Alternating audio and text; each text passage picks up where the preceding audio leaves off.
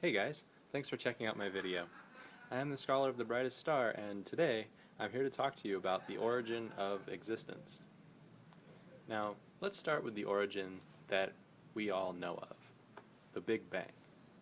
13.7 billion years ago, all of the matter in our universe was packed into a small point that was fractions of a centimeter large, and then expanded out into the universe that we know over the course of billions of years. Now, there's some very interesting properties that we can observe about this point. For one thing, the very first thing that the universe does in creating itself, because as this point expands, it makes space as well as matter.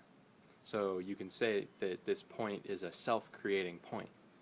The very first thing that this point does is it violates one of its most important principles, the law of conservation of energy, which states that all energy within a given system must remain constant. You cannot destroy or add energy to a system. You cannot destroy matter or add matter.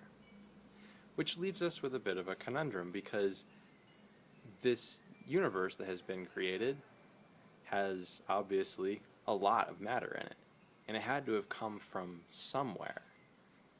So we have to ask ourselves, where did this energy come from? And the answer is very clear. It came from another dimension, a dimension outside of the space and the matter that the Big Bang itself was creating. So, knowing that the Big Bang, that matter must have come from another dimension, we might think that there's not a whole lot more we can say about that. There's not much farther back that we can go. But the truth is that that's not the case. The truth is that we can look all the way back to the very beginning of creation itself. And the reason for this is that, unlike the Big Bang, where we were looking backwards in time, looking along a timeline to find a beginning to existence, when we're looking for the origin of existence itself, what we're looking for is something much simpler and yet much more profound. What we are looking for is a reason for existence to exist. What we're looking for is a logical mechanism to bring existence into existence instead of keeping everything in a state of non-existence. So let's go back to this origin point. The question, to be or not to be, exist or do not exist. Now, it's very clear which of these two choices all that is chose.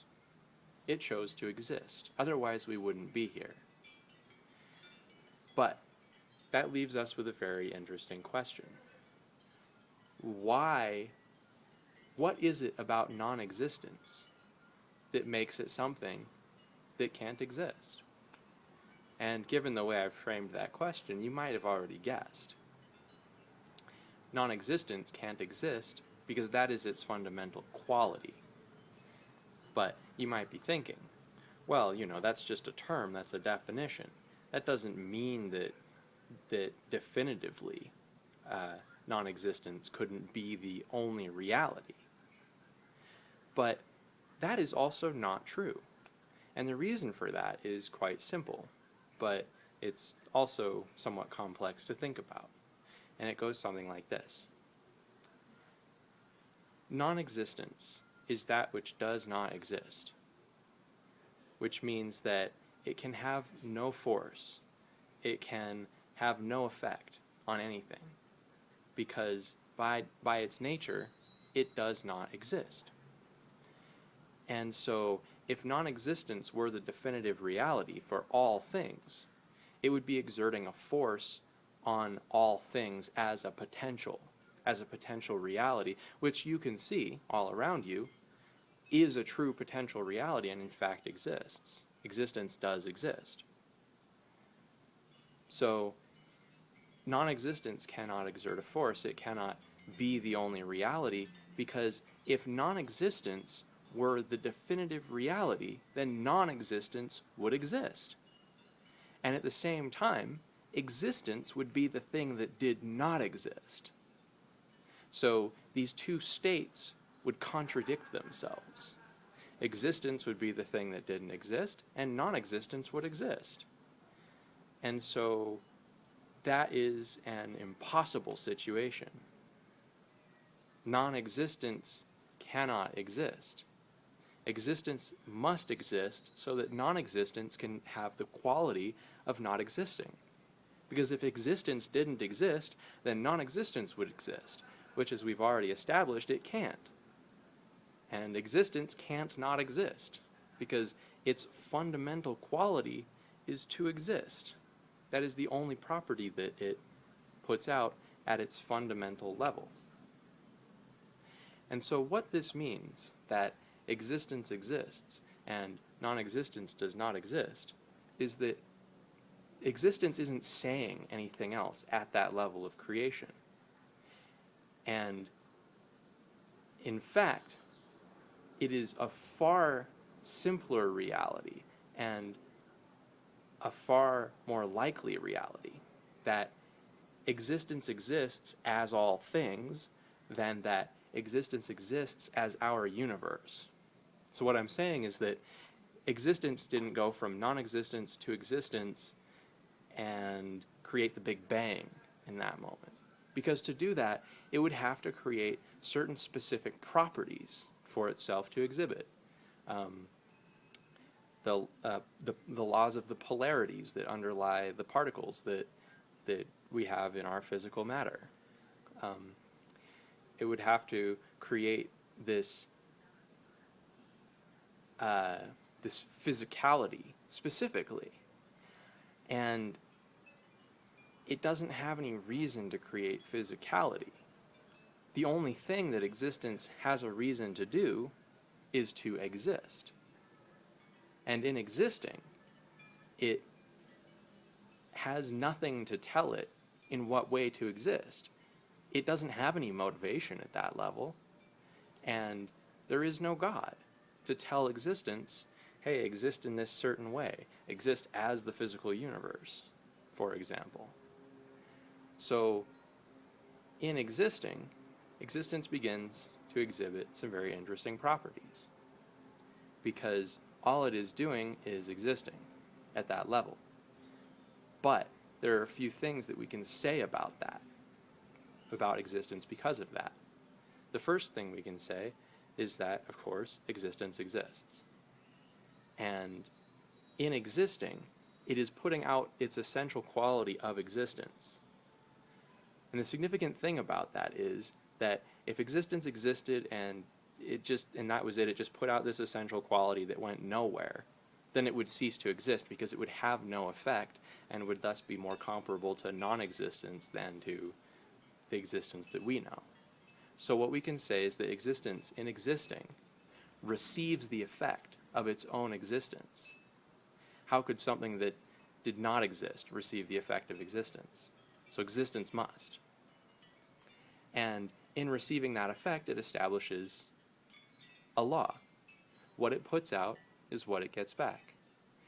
And in existing, it exists as all things that it can.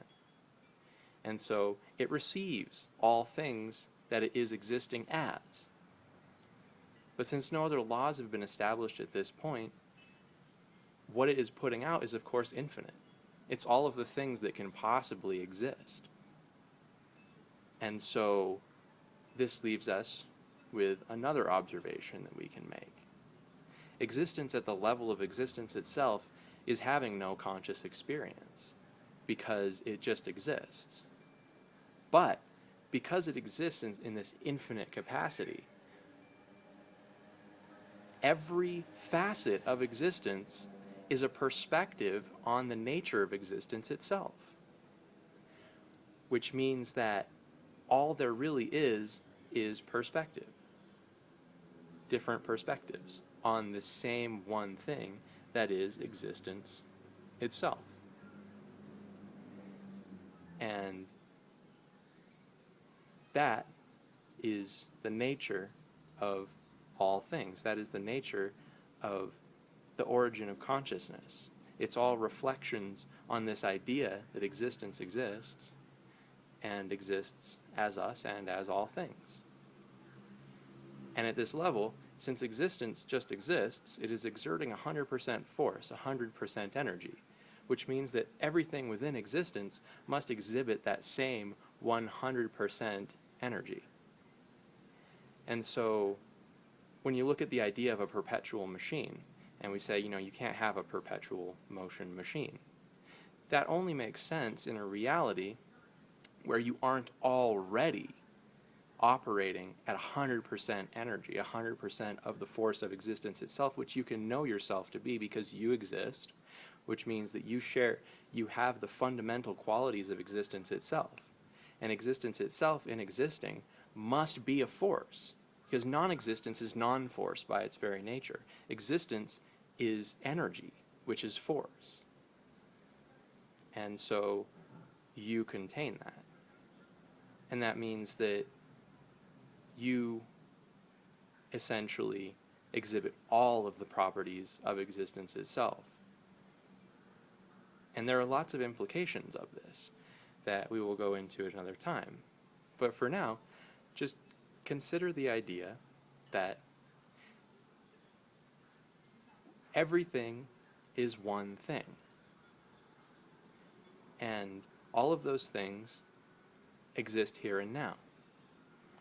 And the reason that all of those things exist here and now is because existence itself only has that one quality to exist, and so in doing so, exists in one moment. It's not creating time, it's not creating space yet, it's just creating a single moment. That moment of existence, being, as all things.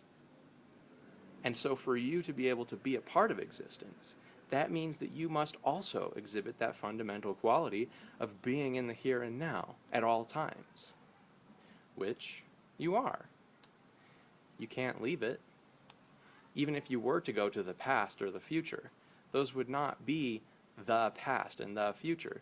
Those would just be different perspectives on the same present moment that to you, you would say, oh, that looks like what I would call the past. But when you got to the past, say you go to 1800s Arizona, when you got there, to you and everyone in it, it wouldn't be the past, it would be the present. And the reason that this is significant is because we have misdefined time in saying that for the present to exist, it requires that the past and the future to exist as well. Because the past and the future really have no substance. The present has substance, you can experience it. But since you're always going to be in the present from your perspective, the past and the future will always be some when other than when you are. And so you'll never be able to reach them. Which means that you are always connected to that same one vibration of existence itself, that same one source. And to put it in more scientific terms, I suppose, you could say that everything is quantum entangled. Everything is connected to everything else. Everything is a projection of existence, a holographic projection of existence itself. And the way that you can look at this to make it make more sense is if you've played any computer games, such as the World of Warcraft, where you all log into the World of Warcraft together, and it looks the same to everybody who's playing. To everybody who's playing, Warcraft is the same game, even though it's being generated on thousands or millions of computers. They're all generating an agreed upon reality. And existence works like that. Since existence just exists, it's not like saying that you are the God, or I am the God. There is one being, and it is all of us. We are all essentially all that is, which means that we must all have our own perspectives on all that is. In the same way that if we played the World of Warcraft and modded some of the files, our computers would each individually have a new perspective on the World of Warcraft. And if you modded enough files, eventually you'd come to the point where you couldn't play with the other people who were playing the World of Warcraft, because you'd be playing a game that was so different from them that you wouldn't be able to join them anymore. And that is essentially what would be akin to switching from one reality to another. One perspective on the one here-now moment of existence to another perspective, since you can't experience the entirety of existence all at once, because it's infinite. And if you had an infinity of experiences happening simultaneously, you couldn't experience any of them. You'd have nothing to focus on. Your focus would be completely lost in the same way that it is for existence itself. So what I'm essentially saying is that, yeah, you live inside of a computer, your own computer, that is a world that you are generating. And in generating that, you're agreeing with other people to generate a similar reality and have a shared experience that we call life on Earth, life in this universe. But because of the nature of the universe, we're not tied to this reality. We're not stuck here. We're just visitors. And we're all here by choice, because how could we not be? Existence chooses to exist as all things in existing, like a multidimensional computer outputting a limitless number of ones and zeros in an infinitely changing pattern that is all patterns. And so in being that, you choose which patterns to lock into. You choose which patterns to exhibit, to express. Because, again, there is no meaning to existence. There's no one to tell existence how to be, so there's no one to tell you how to be either. And that's a pretty great thing, really. So, thanks for checking out this video. If you want to see more like this, I hope you'll support my project on Kickstarter or add some comments here on YouTube asking for more. Thank you very much, and I hope to talk to you more in the future.